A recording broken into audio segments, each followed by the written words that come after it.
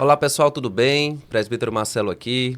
Estamos aqui eu e o pastor Leonardo, né, para ali trazer mais um episódio do Heidelberg Cast. Estamos ali na terceira parte, né, desse catecismo precioso, né, pastor Leonardo? Tratando da parte que fala sobre gratidão. Isso. E já na altura aí do Dia do Senhor, de número 33. Faltando aí 19 domingos para encerrar. Exatamente. Então estamos indo, né? Estamos indo. Lá. Vamos chegar aí na nossa meta de completar aí esse estudo desse catecismo tão precioso, né? Tem sido tão realmente maravilhoso para as nossas próprias vidas. A pergunta de número 88, pastor Leonardo e caros irmãos, é a seguinte: o que é o verdadeiro arrependimento ou conversão do homem? E aí a resposta é dupla. É a morte da velha natureza e a ressurreição da nova natureza. E aí então, a pergunta 39 pergunta: o que é a morte da velha natureza? E a resposta é a profunda e sincera tristeza por termos ofendido a Deus com os nossos pecados e o abominar e fugir desses pecados cada vez mais. Isso.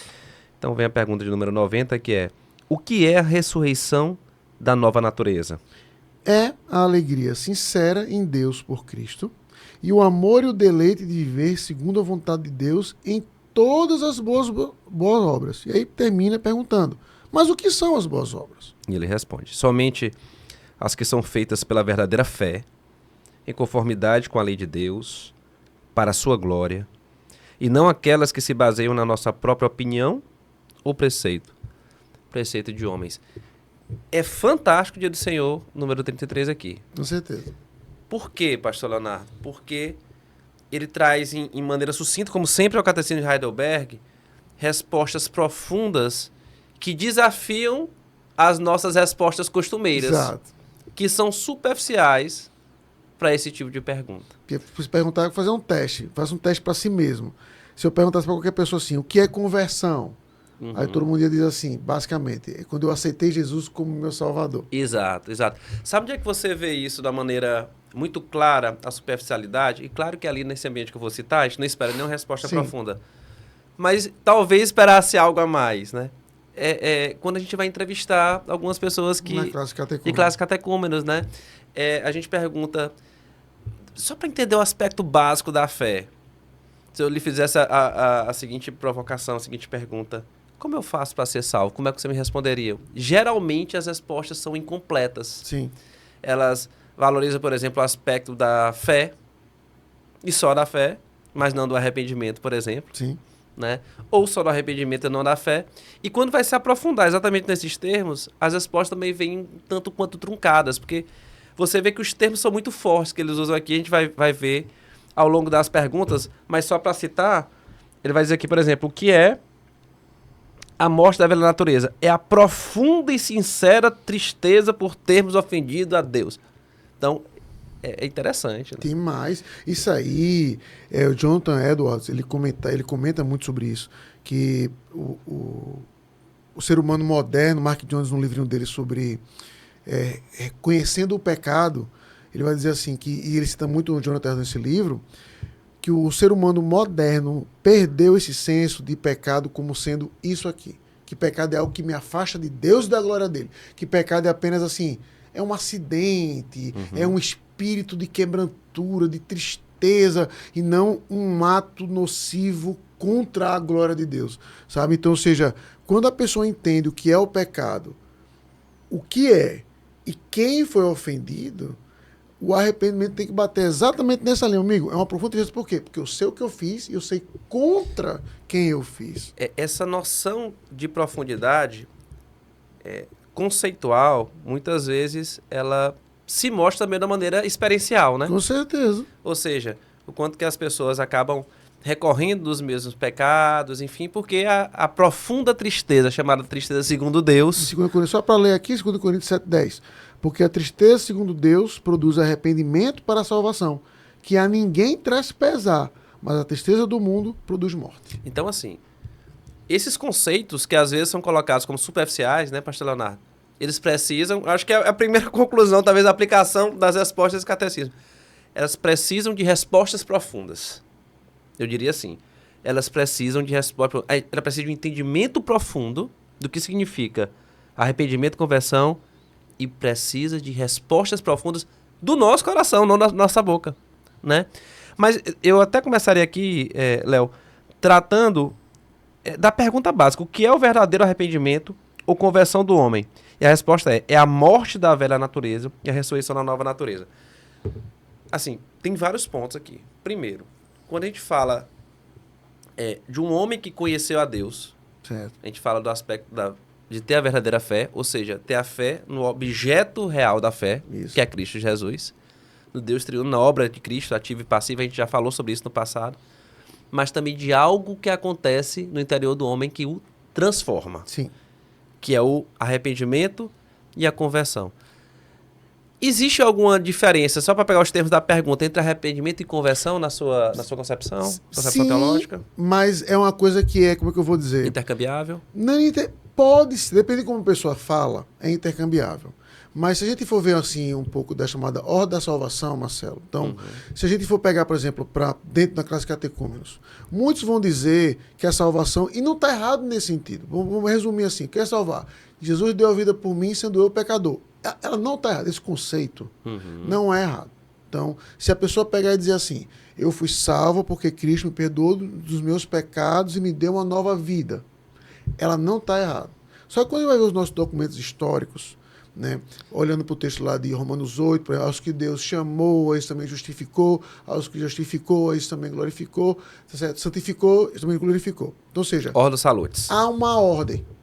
Então, alguns livros vão abordar essa ordem salutis de uma maneira um pouco mais específica. Então, dito isso, Marcelo, o ser humano está morto de seus delitos e pecados, aí Deus age no coração dele, e aquilo ali é a regeneração. Então, ou seja, o que é o regenerar? Da vida. Ele abre os olhos. Então, é como se fosse assim, para tentar fazer uma ilustração médica. O cara está morto, aí o evangelho vem e, pum, ressuscita o cara. Então, o abrir os olhos é a regeneração.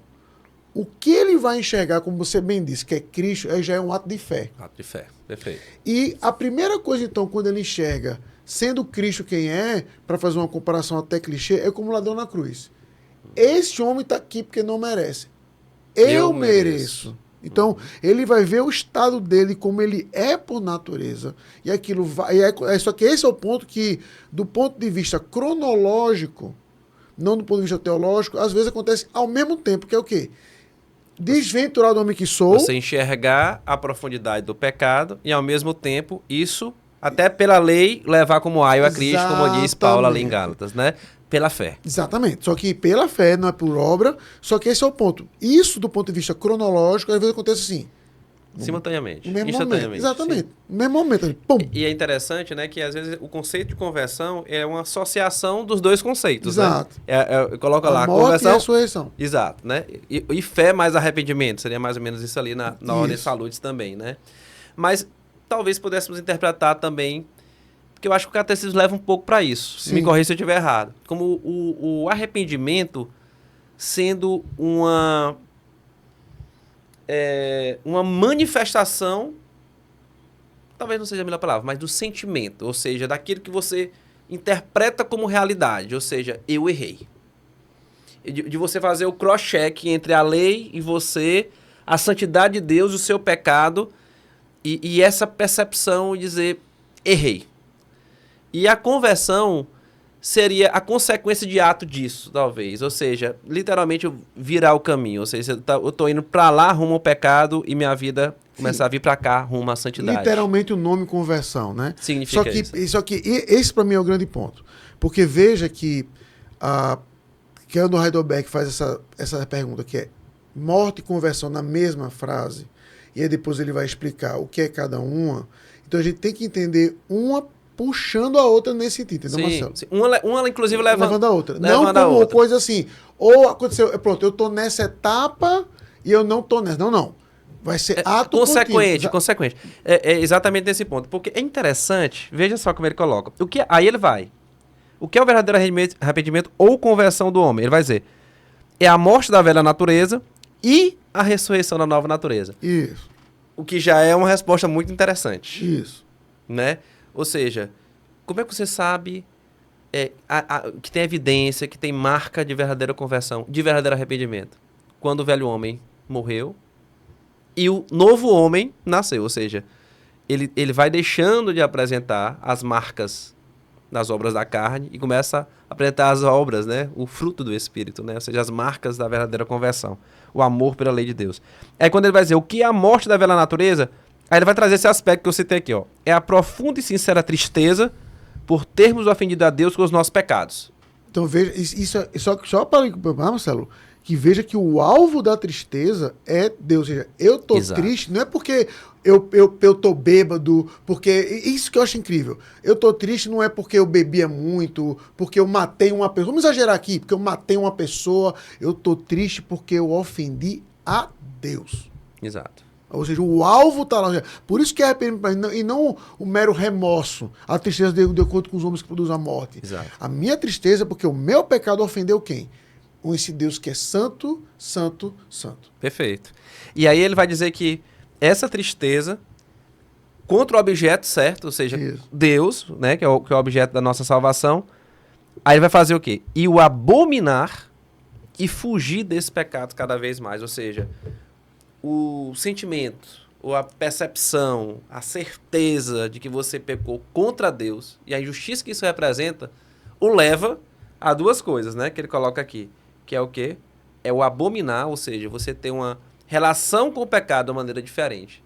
Tanto pelo que você acha dele, aquele que você antes via prazer, via alguma coisa de positivo nele, você o abomina. E a postura, ou seja, em vez de você caminhar em rumo dele, agora você caminha em rumo à santidade. Contrário. Você foge dele, né? Então, assim, isso é muito profundo. Demais. Isso é muito profundo. E prático. E prático, exatamente. Porque nos dá exatamente uma perspectiva de dizer assim, como é que eu lido com o pecado? Como é que eu enxergo? Porque o dia que eu entender o pecado como sendo uma coisa positiva, que tem seu lado positivo, que pode me fazer um bem, vai deixar claro que eu não estou entendendo o que é o pecado, de fato. Uhum. Eu estou vendo só o pecado... É uma frase, Marcelo, de Agostinho, né, que fala assim, é de Agostinho e John Piper. Um dos dois. Não, essa é de John Piper. Ele fala assim, se o homem tem medo de pecar por causa do fogo do inferno, ele não tem medo de pecar, ele tem medo de se queimar. Boa. Ele tem medo de se queimar. Ou seja, é isso que é interessante, porque a gente mede hoje, por muitas vezes, o pecado pela consequência dele. Então, se o Marcelo matou alguém e eu só pensei em matar, então o Marcelo é muito pior do que eu. Então é óbvio que esse pecado, por exemplo, nesse exemplo preto no branco, vão ter consequências distintas. Mas o verdadeiro arrependimento vai dizer assim, rapaz, o meu pecado me afasta do meu Deus. Não é contra apenas uma pessoa. É contra esse Deus que tudo fez. Então eu tenho que correr para o lado contrário disso aí. Por isso que o apóstolo Paulo até vê a praticidade disso. Quando tem pecado no meio da igreja, o que Paulo diz? Corrige e observa para quê? Para que você não faça a mesma coisa. E também o apóstolo Paulo usa o verbo que o catecismo pegou emprestado aqui dele, né? Fuja. Fuja. Não é um aspecto só de contemplação, que é outro ponto importante, né?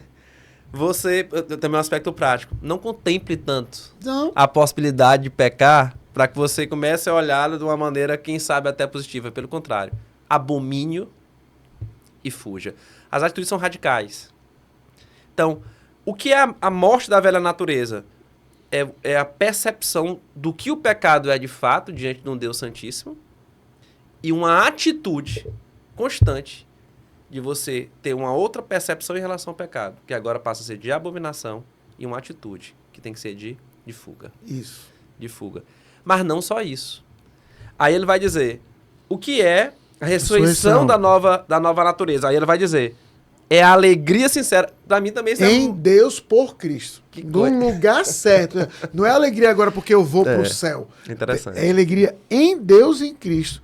E o amor, o deleite, a vontade de Deus. Então, Marcelo, veja. E o amor e o deleite de viver segundo a vontade de Deus em todas as suas obras. Sabe o que é incrível nessa resposta, até do ponto de vista de nós, como homens modernos? É porque ele coloca, no mesmo momento, no mesmo evento, tristeza e alegria. Sentimentos que a gente vai tratar como conflitantes. Exato. E vai dizer que eles não só não são conflitantes, mas são necessários. Exato. Isso para o homem moderno que não quer ficar triste de jeito nenhum e quer estar alegre o tempo todo, é até humilhante. Assim, rapaz, eu tenho que ter uma tristeza segundo Deus para que a minha alegria também seja segundo Deus, porque para não seja só o que eu quero, porque a minha alegria é que me levou à minha morte no primeiro momento, sabe?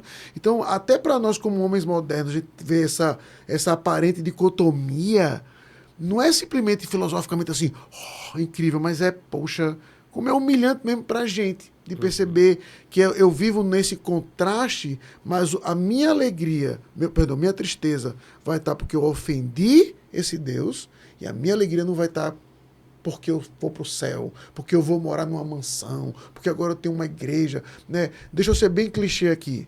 É feito aquele testemunho, eu vou usar essa igreja apenas como um avatar que se popularizou no Fala Que Eu Te Escuto. Quando eu era descrente, minha vida era uma desgraça. Quando agora eu sou crente, eu tive um emprego, casei, tive filho. Então, veja, lógico que isso aqui não é ruim, mas o ponto principal é o que você ganhou na sua conversão? Eu ganhei Cristo. Foi isso que eu tive. Ele me deu uma nova vida.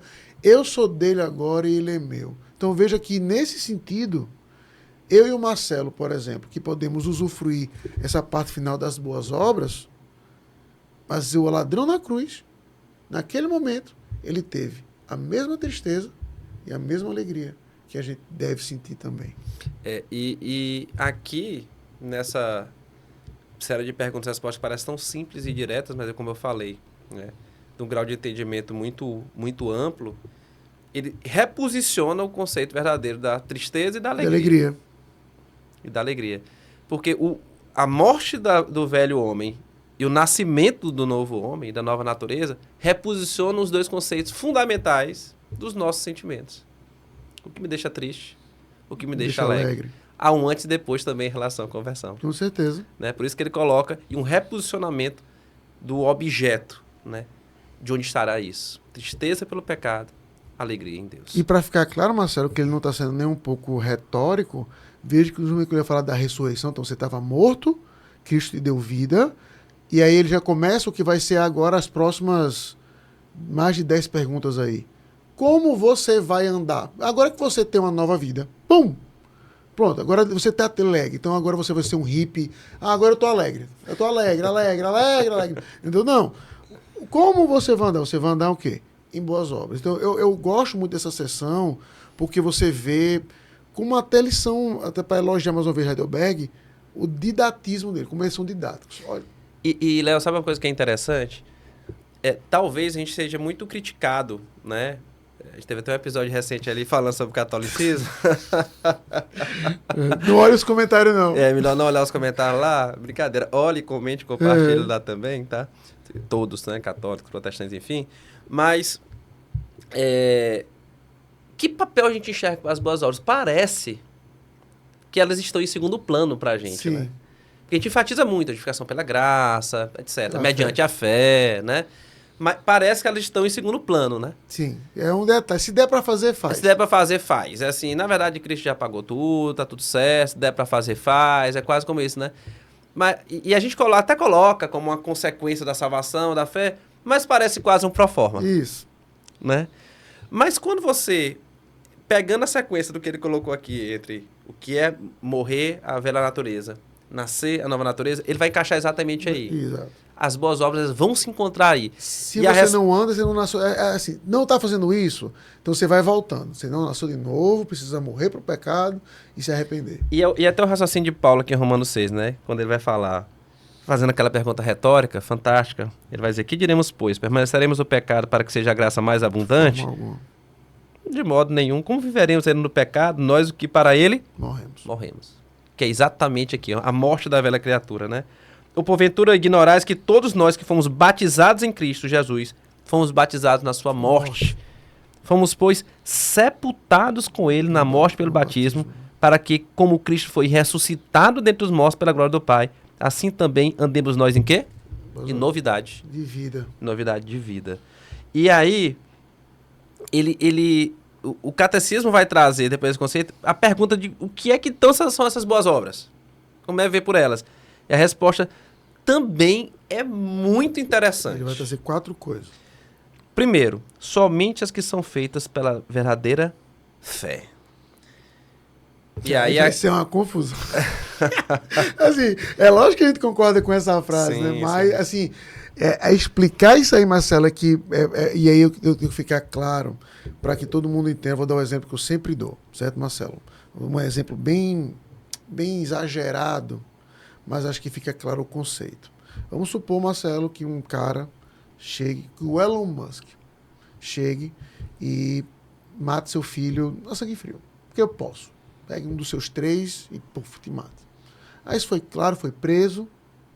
E aí na prisão ele decide doar os seus 300 bilhões de dólares para caridade. Pegou, meu amigo, percebi o quanto errado eu estava, doei tudo. Doar o dinheiro foi errado. De maneira nenhuma. Aí vem uma pergunta fundamental para o Marcelo. O Marcelo gosta dele? De maneira nenhuma. Então veja, esse é o ponto.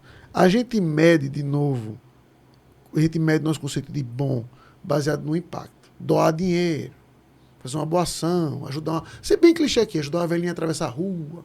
Uhum. Enquanto para o Heidelberg e para a Bíblia, boa ação é por quê? Como eu sou uma nova criação, boa obra é o reflexo da minha fé, do meu Salvador, em tudo o que eu faço. Quer eu coma, quer eu beba. Uhum. Ou seja, é eu atravessar a velhinha na rua, assim como também é a quantidade de comida que eu vou botar no prato, como eu vou me empenhar na minha profissão. Por quê? Porque já não sou eu que vivo, mas Cristo vive em mim. E o propósito da boa obra. Para a glória de Deus. Exato. O propósito da boa obra. Da boa obra. Mais uma vez, nesse domingo que nós estamos vendo aqui, é um conceito que precisa ser revisado. Isso. Né? E Paulo traz isso, eu acho que já citei isso aqui algumas vezes, lá em Romanos 14, né? Tudo que não provém de fé é pecado. De fé é pecado. Analisar a profundidade disso é importante. E aí ele vai dizer, segundo ponto, em conformidade com a lei de Deus. Não é o que eu quero fazer. Não é o que eu quero fazer, mas o que Deus diz que é para fazer. Isso. Ou seja, Deus já mostrou o seu caráter através da Escritura e através da sua lei, né? Para a sua glória. Não é para que eu ganhe o holofote, não é para reconhecimento. Exatamente. E não aquelas que se baseiam em nossa própria opinião ou em preceitos de homens. Por exemplo, aqui entra muito aquilo que Cristo tratou com os fariseus. Sim. Né? Ou seja, é mais ou menos os nossos talmudes modernos, né? É pegar a lei e colocar naquela lei o que não está escrito por Deus, vários detalhes ali. Sim. Vários pontos que são o que Cristo chama, né, de doutrinas de homens, né? Ou preceitos de homens. Lembrando, Marcelo, que justamente no contexto da reforma, ele está olhando para as tradições romanistas, esse resquício, que tem na igreja. Sim. Entendeu? Então, ele tem um olho muito para isso também, das tradições, de coisas que ele faz no dia a dia, lá olhando para lá, o contexto como até hoje, acender vela, oração para os mortos, o próprio sinal da cruz. Então, ele está olhando para isso, mas não está limitando apenas isso. Ou seja, dizer que boa obra não é o que está na sua cabeça, não é o que outros homens vão dizer. Mas, olha, e é incrível isso. A gente vai abordar isso melhor no próximo podcast já. Que a gente tem um Deus que é tão bom, que diz assim, olha, tá aqui um manual de como você pode me imitar. Uhum. E isso é interessante, porque em cada um desses conceitos a gente pode se desviar. Sim. Do verdadeiro conceito. Desde o início aí. Do verdadeiro conceito. E aqui também. Quer um exemplo moderno? Quantas denominações colocam uma série de restrições? Sim. Que não são bíblicas, por exemplo. A gente sabe da igreja que diz que você não pode assistir televisão. Isso. Da igreja que diz que você não pode usar calça, etc, etc, etc. Mais uma vez, não tem que usar o véu. Tem que usar o véu, etc, né? Então, assim, são preceitos de homens, né? Em última análise, são preceitos de homens. Que até miram algum preceito maior. Evitar a sensualidade, né? Não se expor ao mundo da maneira... ser contaminado por ele, etc. Existe um princípio válido nisso, né? Mas quando você vai na raiz da execução disso, acabam sendo o quê? Preceitos de homens. Então, assim, tem que ter muito cuidado, porque as boas obras, elas não podem limitar a santa liberdade cristã. Exato.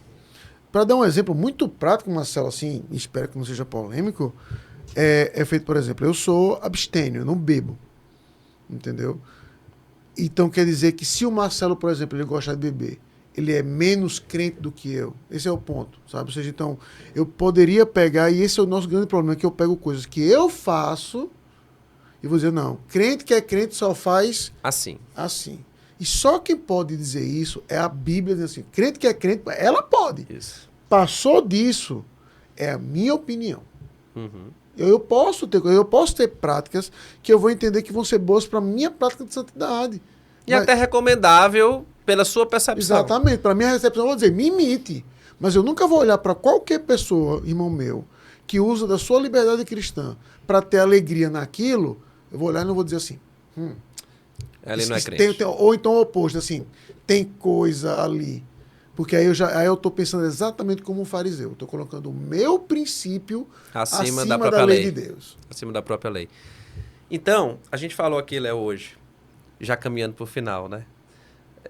Sobre o verdadeiro arrependimento, o que é que significa conversão, o que é que significa morrer, o que é que significa ressuscitar, o que é que significa tristeza, o que é que significa alegria, o que é que significa boas obras. E comandar em boas obras. E tudo isso certamente trouxe para a mente dos irmãos ali pelo menos um renovo aí de entendimento sobre alguns desses aspectos, né? O que eu desejo, assim, Marcelo, que é para mim o grande ponto, né, do Heidelberg nessa questão, é para que você lembre do óbvio, de que a salvação é como o apóstolo Paulo diz na conclusão de Romanos 11. Porque a gente enfatizou, Heidelberg, e a gente, portanto, comentando, enfatiza muito de como a salvação é estritamente por meio de Deus, através de Cristo. Então, ou seja, é por meio dele, só que aí é bom lembrar do restante do versículo. Por ele e para ele. Para ele. Então, ou seja, você foi salvo para Deus. Deus não salvou você para que você seja feliz. Deus não salvou você para que você cumpra seus sonhos. Deus o salvou por ele, por meio dele, para ele e por ele. Então, ou seja, que sua salvação, que a ênfase da sua vida seja nesse Deus, então, que te salvou. Viva para ele. Você morreu para o mundo, ele te ressuscitou para que você viva para ele, para que a sua alegria seja que eu me alegre com o Senhor e que eu me entristeça com que o Senhor se entristece. Tá? Então, quando a gente coloca a nossa salvação nessa perspectiva, dá até uma dimensão muito maior do que dizer assim, sou crente porque eu vou para a igreja ler a Bíblia. Uhum. Sabe? Mostra a perspectiva de assim, não, eu sou crente por quê? Porque eu morri por pecado, ressuscitei uma nova vida e agora eu ando e vivo para aquele que me fez, que me criou, que me salvou, Cristo Jesus, o Senhor. Sabe? Então, contemple esse aspecto da sua salvação hoje e para todo sempre. A gente vai ver um pouquinho no próximo, né? Mas o verdadeiro conhecimento ele é a base da verdadeira religião. Então, ter esse conhecimento deve primeiro te levar a uma autoanálise, né? Com certeza. Será que eu estou me entristecendo com aquilo que deve me entristecer? Eu estou me alegrando com aquilo que deveria me alegrar? Eu estou colocando como objeto de tristeza e de alegria aquilo que a Escritura diz que tem que ser? As boas obras que eu faço, quais são as bases dela? Né? O que me motiva a fazê-las? Né? Eu acho que são perguntas necessárias, né? nesse bate-papo de hoje aqui, que certamente nós faremos para nós mesmos e você está convidado a fazer também, tá bom? Então, é isso. Curta, compartilhe, né? Esse conteúdo aí. É isso, né, pastor Léo? E até o próximo domingo. Próximo domingo sobre 10 mandamentos. Aí eu gosto demais de falar disso. Então, fantástico. Até o próximo domingo, né? Se Deus nos permitir. Tchau, pessoal. Valeu, pessoal.